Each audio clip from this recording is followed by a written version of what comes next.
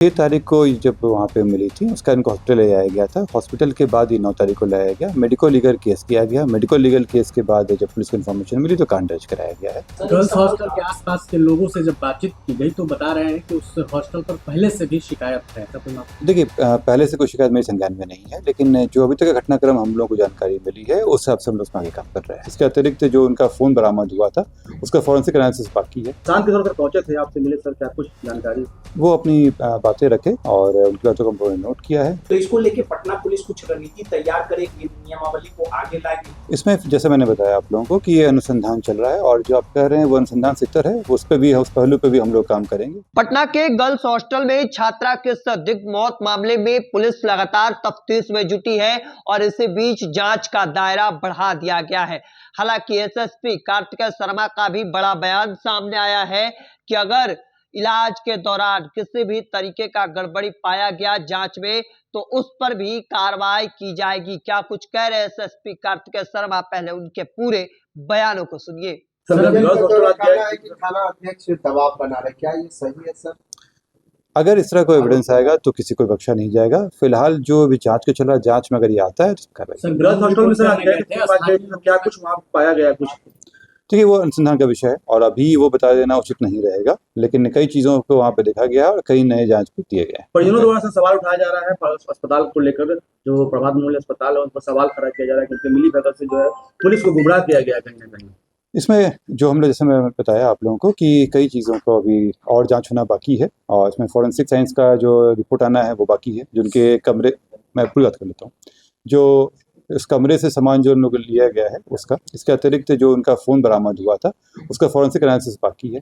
इसके अतिरिक्त वो इस पूरे समय में कहाँ कहाँ रही हैं, किन किन लोगों के संपर्क में आए हैं, इन सब चीज़ों पे अभी जांच होना बाकी है। उस पर काम चल रहा है और जैसे ही उसमें कोई बात आएंगी आप लोग शेयर किया जाएगा। गर्ल्स हॉस्टल के आसपास के लोगों से जब बातचीत की गई तो बता रहे हैं कि उस हॉस्टल पर पहले से भी शिकायत है। देखिए, पहले से कोई शिकायत मेरे संज्ञान में नहीं है, लेकिन जो अभी तक का घटनाक्रम हम लोगों को जानकारी मिली है, उस हिसाब से हम लोग उसमें आगे काम कर रहे हैं। सर, एक सवाल था, पटना में धड़ल्ले से मकरजाल हॉस्टलों का हो रहा है और हॉस्टल को जो लोग चलाते हैं, ये पटना पुलिस की तरफ से नियमावली लागू करने की जरूरत है ताकि अगर इस नियमावली को फॉलो करें तब हॉस्टल खोला जाए, क्योंकि अधिकतर इस तरह की घटनाएं होती है, शिकायतें आती है। तो इसको लेके पटना पुलिस कुछ रणनीति तैयार करेगी, नियमावली को आगे लाएगी ताकि इस तरह की घटना ना हो और शिकायतें ना मिले। इसमें जैसे मैंने बताया आप लोगों को कि ये अनुसंधान चल रहा है और जो आप कह रहे हैं वो अनुसंधान सितर है, उस पहलू पे भी हम लोग काम करेंगे। फिलहाल अभी हम लोग का फोकस अनुसंधान पे है, लेकिन अगर इसके लिए कोई मानक प्रक्रिया बनानी पड़ेगी तो उस पर भी हम लोग कंसल्ट करेंगे। सर, 6 तारीख को है, पुलिस को 9 तारीख को सूचना दिया, आखिर कौन जिम्मेदार है? इतना विलंब क्यों पुलिस को जानकारी दिया गया 9 तारीख को? 6 तारीख को जब वहाँ पे मिली थी, उसका इनको हॉस्पिटल ले जाया गया था। हॉस्पिटल के बाद ही 9 तारीख को लाया गया। मेडिको लीगल केस किया गया। मेडिको लीगल केस के बाद जब पुलिस को इन्फॉर्मेशन मिली तो कांड दर्ज कराया गया है और जिसमें अगर डिले की बात है तो इसमें जिसकी भी सहभागिता होगी वो उस पर कार्रवाई। और शाम के तौर पर पहुंचे थे, आपसे मिले सर, क्या कुछ जानकारी? वो अपनी बातें रखे और उनकी बातों को हमने नोट किया है और इसमें अनुसंधान को आवश्यक होगा तो उस चीज़ को हम इंक्लूड करेंगे। Thank you.